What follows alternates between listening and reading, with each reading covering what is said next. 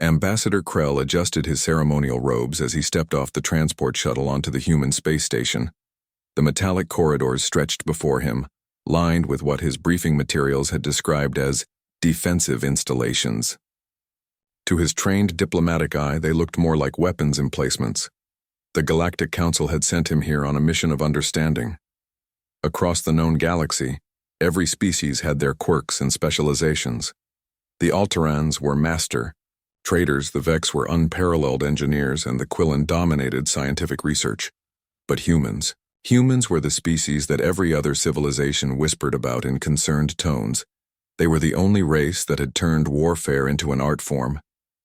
Captain Blake greeted him at the airlock, her uniform crisp and bearing insignia that Krell recognized as military rather than civilian. Even in this diplomatic setting, the humans had sent a warrior to meet him. "Welcome aboard Station Liberty, Ambassador," Blake said, extending her hand in the human gesture of greeting. "We're honored to host the Council's inquiry."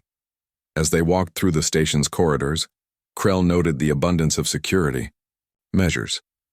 Blast doors every 50 meters, weapon storage lockers marked with warning symbols, and crew members who moved with the efficient precision of trained soldiers. Even the civilian areas seemed designed with defense in mind. "Captain Blake," Krell began carefully, "your species' reputation for martial prowess precedes you. The Council is curious about what drives humans to maintain such extensive military capabilities." Blake paused at an observation deck overlooking the station's docking bays. Below them, sleek warships sat alongside merchant vessels, their hulls bristling with weapon systems that made other species' defensive arrays look primitive. "Ambassador, may I ask you something first?" Blake said, her tone respectful but direct. "What do you know about human history?" Krell consulted his datapad. "Your species achieved spaceflight approximately 2 centuries ago. You've been remarkably successful in territorial expansion and have established colonies across 17 systems. You've also been involved in more armed conflicts than any other Council member species." "That's not quite what I meant," Blake replied. She gestured toward a display screen showing images from Earth's archives.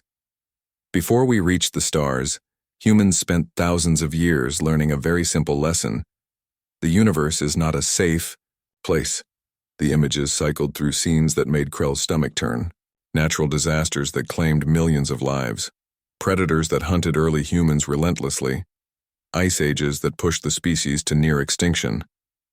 But what struck him most were the images of humans fighting other humans. Wars that spanned continents and lasted generations.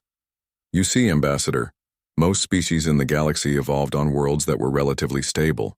Your homeworld of Kepler Prime, for instance, has no large predators, minimal seismic activity, and weather patterns that rarely vary. Your people learned cooperation because cooperation was rewarded." Blake switched the display to show Earth in all its chaotic beauty. Massive storms swirled across oceans, volcanic ranges split continents, and footage showed creatures that seemed designed specifically to hunt thinking beings. Earth taught us something different. It taught us that survival requires constant vigilance, that peace is a luxury that must be defended, and that the strong protect the weak, or the weak perish. They continued their tour, stopping at the station's historical museum. Here, Krell saw artifacts from humanity's past, ancient weapons that had evolved from tools, armor that had been crafted from materials other species used for decoration, and most unsettling of all, toys designed to teach children the fundamentals of strategy and combat. "But surely," Krell protested, "your species has evolved beyond such primitive instincts. You've achieved interstellar travel, diplomatic relations with dozens of species. Why maintain such aggressive military postures?"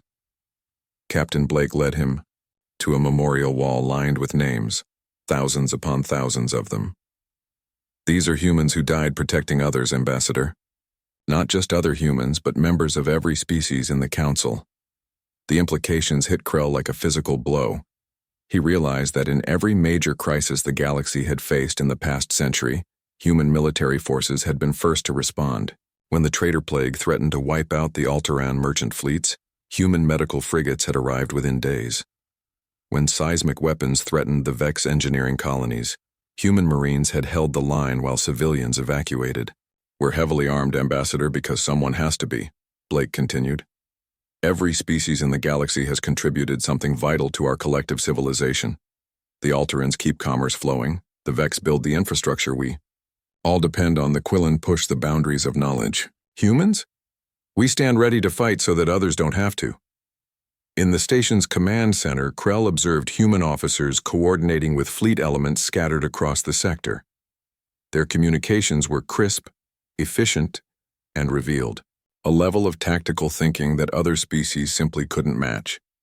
But what surprised him most was the underlying current of protectiveness in every order, every decision. The truth is, Blake said as they concluded the tour, humans aren't armed because we love violence. We're armed because we love peace. We've seen what happens when good people aren't prepared to defend themselves and others.